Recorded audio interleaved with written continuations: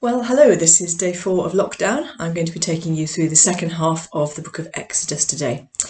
Yesterday we looked at the first half, the first 15 chapters. We saw how God brought the people out of slavery in Egypt through Moses.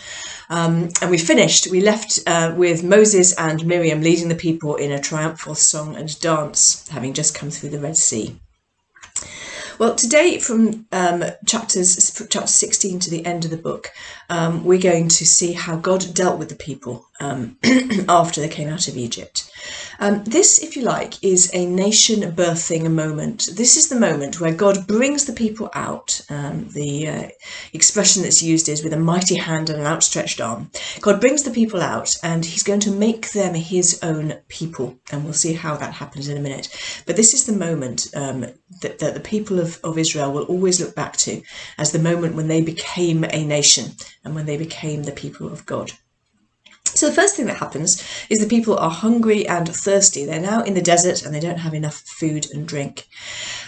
So God feeds them. He feeds them with something called manna, which falls from heaven like flakes, which they can scrape up and eat. Mana simply means what, please? In other words, it's kind of what they said when they came out of their tents and found it. So that's how the name manna came about. And quail sometimes fly in over the desert quite low, and you can catch them, I gather, with your hands. And so they eat manna and quail, and they're fed with water from a rock which emerges when Moses strikes it with the rod. Now, most of the action takes place at Mount Sinai. Mount Sinai is a mountain in the desert, and this is going to be the place where a lot of important things happen. So the people come to Mount Sinai and they encamp around the base of it, and they're told very clearly that they must not go up, and we'll come back to that in a minute. And then God descends on Mount Sinai in a theophany. Now, we spoke about theophany yesterday if you watched that video. Listen to this and you'll see what a theophany is. Chapter 19, beginning at verse 16. On the morning of the third day, there was thunder and lightning with a thick cloud over the mountain and a very loud trumpet blast. Everyone in the camp trembled. Mount Sinai was covered with smoke because the Lord descended on it in fire. The smoke billowed up from it like smoke from a furnace. The whole mountain trembled violently, and the sound of the trumpet grew louder and louder. Then Moses spoke, and the voice of God answered him. So we've got pretty much a full house there. We've got thunder, lightning, fire and smoke and cloud. We've got a trumpet blast, and we've got an earthquake with the mountain shaking. It must have been a terrifying sight. Now, Moses alone is allowed up the mountain, and in fact he comes and goes a few times, and he spends quite a long time up there at one stage. While he's up there, he's given the 10 Commandments, which are written by God on the tablets of stone. And he's also given a number of other laws. The 10 Commandments, if you like, form a sort of core of the wider laws that are given. And then something happens to do with covenant. Now, we spoke about covenant when we had the story of Abraham a few days ago. God here now is going to make a covenant with the whole nation. A covenant, if you need reminding, is a binding agreement. And never before has a God made a covenant with his people. And that's what's going to happen now. A covenant is made sometimes between warring parties when they come to a peace agreement. Sometimes it's made between a king and his vassals. And the covenant that's expressed here looks a bit like that king-vassal sort of treaty that we have records of from the ancient Near East. Now, here are some of the things about the covenant that is worth knowing. Chapter 19, verse 4. This is kind of the core statement, if you like. You yourselves have seen what I did to Egypt, and how I carried you on eagle's wings and brought you to myself. Now, if you obey me fully and keep my covenant, then out of all nations you will be my treasured possession. Although the whole earth is mine, you will be for me a kingdom of priests and a holy nation. This is the core of the covenant. So what are the elements here? First of all, it is based on the fact that God has already saved his people. And the giving of the law, we notice, happens after God has saved his people. It's not keep the law and I might consider saving you. It's I save you, now this is how you are to live. That's the first thing to notice. Second thing to notice is they have to obey the covenant, and then as a result they are made a kingdom of priests and a holy nation. Now, what does a priest do? A priest prays to the God on behalf of the people. So if the nation of Israel is a kingdom of priests, then they exist for the blessing of the whole world. Now, we saw that theme when God called Abraham in Genesis 12, and here we see it again. Yes, there is a sense in which Israel is special, but it is for the benefit of the whole world, and this is a core idea within the covenant. Now, the making of the covenant really takes place in chapter 24, and it's worth having a little listen to this. So, first of all, the people respond with one voice, "Everything the Lord has said we will do," and Moses writes everything down. He then gets up and he builds an altar with 12 pillars, one for each tribe of Israel. They offer sacrifices, and then Moses takes blood from the sacrifices. Now listen to this. He takes blood and he sprinkles half of it on the altar that has been made, and he sprinkles the other half over the people. Now, this isn't blood of purification for sin, and we might talk about that a bit tomorrow when we look at Leviticus. This is blood of covenant making, and half of it goes on the altar to represent people, and half of it to represent God, and half of it goes over the people. You can't make a covenant without shedding blood. And the words Moses uses as he sprinkles that blood is this. This is the blood of the covenant. Now, you may recognize language very much like that, where Jesus at the Last Supper gives the wine and says, "This is the blood of the new covenant." And he's referring back to this covenant here. So that's the making of the covenant in brief. Now, between chapters 25 and 30, God gives Moses detailed instructions about the making of the tabernacle. Now, a tabernacle is a temple in a tent. When the people eventually settle in the land of Canaan and they build houses for themselves, then they will build a temple, a stone temple to worship God in. But at the moment, they're nomads. They're wandering in the desert. There's no point building a temple here when next week or next month they'll up and move and they can't take it with them. But a tabernacle is a portable device. It's a series of tents in which the whole apparatus of worship, sacrifice and offerings and so on can take place. And broadly speaking, what it looks like is there's a large outer tent which is not roofed over. It's simply a kind of quite a high barrier with poles and canvas, as it were, actually quite elaborate, costly cloth, and it goes all the way around. And then inside that area, there's various implements for ritual washing, for sacrifices. There were candlesticks and so on. So there's various apparatus within that. But then at the heart of that is another tent, and this tent is covered over, and it is kind of doubly protected, as it were. Now, this is called the most holy place. The high priest only is allowed into this place, and he's only allowed there once a year, and he goes in to make atonement for the sins of the nation. So that's the most holy place, only used once a year to make atonement. What is put in there is the Ark of the Covenant. Now, the Ark of the Covenant looks like this. It's a little box. It's quite small, and it's made of acacia wood overlaid with gold. It has two cherubim, which are sort of angels, sitting on the top with their wings sort of arched over towards one another.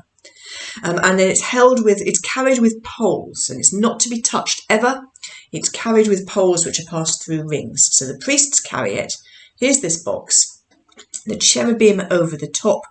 And God is said repeatedly in the Hebrew Bible to be the God who reigns on the cherubim. And that's what this is referring to. It's referring to reigning on the Ark of the Covenant. This is the place where God is said to dwell. And the Ark of the Covenant is kept in the most holy place. And the most holy place is within this wider tent. And this whole thing is called the tabernacle. So in chapters 25 to 30, we get detailed instructions given by God to Moses of how the tabernacle is to be made and how the priests are to be dressed. Eventually, Moses comes back down the mountain. So they've made the covenant. The people have agreed that they will worship no other gods. They've received the Ten Commandments. of which the first one is, you shall have no other gods before me, and the second one is, you shall not try and represent the true God with a graven image. And Moses comes back down the mountain, and there's a great big hoopla party going on, and the people are worshipping a golden calf. The golden calf which Aaron, the brother of Moses, who is going to be the high priest, has made for the people. Now, I actually don't think that the people are being turned away from worship of the true God. That will come later. But at the moment, they've broken the second commandment, and they've tried to represent the true God with an idol, which is forbidden. Moses absolutely loses it with the people. He flips out, he smashes the tablets of stone, he grinds up the golden calf into powder, makes the people drink it. But he also, and this is characteristic of Moses, and we saw this with Abraham as well in Genesis 18, he also intercedes with God on behalf of the people. In other words, he prays on their behalf that God will not consume them in his anger, and God relents. New tablets are made with the Ten Commandments again. And in chapter 34, or end of chapter 33, Moses makes a really bold request of God. And he says this, now show me your glory. And we have seen that the glory of God is terrifying. We've seen this fire and smoke and thunder and lightning and so on. And Moses says, show me your glory, which is, I think, very impertinent and wonderful, wonderful request. And God says this, I will cause all my goodness to pass in front of you, and I will proclaim my name, the Lord, in your presence. And so that's what happens in chapter 34, verses 5 to 7. There is this moment where God reveals himself to Moses in this way. So he hides Moses in a cleft in the rock, covers him with his hand, and he goes past, and Moses simply hears what God says. And then when God has gone past, Moses kind of peeks out and he sees the trailing edge of the glory of God. This is what God says, and this is the greatest self-revelation of God that we meet until we meet Jesus Christ in the New Testament. So listen to this. This is what he says. The Lord, the compassionate and gracious God, slow to anger, abounding in love and faithfulness, maintaining love to thousands and forgiving wickedness, rebellion and sin. Yet he does not leave the guilty unpunished. He punishes the children and their children for the sin of the fathers to the third and fourth generation. The third and fourth generation are the people who would live in the household. And we know that when one person in a household makes a terrible mistake, especially if they are kind of the head of the household, then actually everyone in the household will tend to suffer. We see that with gambling addiction, for example. We see that with alcoholism. We see that with child abuse. So I think what God is saying here is the experience of sin will be encountered within the generations that live within a single household, but he forgives sin to thousands of generations. So primarily we see the mercy of God here, but also the fact that he takes sin and guilt very seriously. So that's the revelation of God. Then we get the tabernacle being constructed according to the instructions that have been given in great detail. The making of the tabernacle is overseen by two characters called Bezalel and Aholiab. And the wonderful thing about Bezalel and Aholiab is that they are described as being filled with the Spirit of God for the purposes of the making of this tabernacle. They are craftsmen. They are woodworkers and metal workers, and then they bring in embroiderers and so on. And the Spirit of God inspires them to do this work. Sometimes we think perhaps the Spirit of God is just inspiring people to do spiritual work, whatever that might mean. But here, with this very practical service, they are being inspired by the Spirit. Now, one thing I'd like to show you about how the tabernacle works, and then I want to drill down on one chapter quickly before we finish. Imagine for a minute that you are standing at the base of Mount Sinai and you were to climb the mountain as Moses does. So everybody is at the bottom of the mountain. This is the common area that everyone can be, and it's safe to be. As you climb up the mountain is wreathed in smoke. So as you climb up the mountain, you will pass through clouds of smoke, or clouds or smoke or something. And then eventually you'll get to the top where God is. That would be your journey. Now imagine you took the Mount Sinai and kind of turned it on its side. Now compare that with the tabernacle.